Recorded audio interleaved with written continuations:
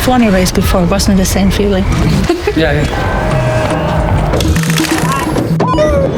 Like, I was not there to win. I was there to meet my own race.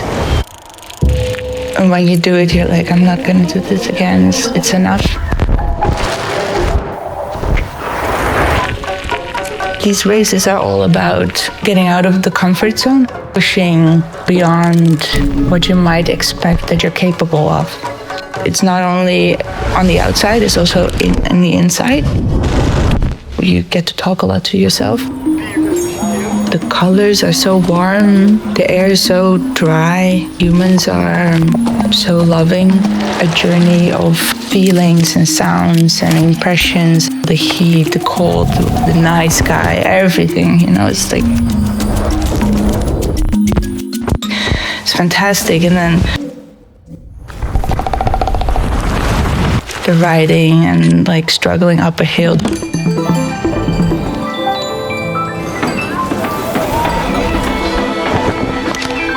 The body gets you in this parasympathetic mode is also really such a nice, humble feeling because you get to like be very quiet. It's nice.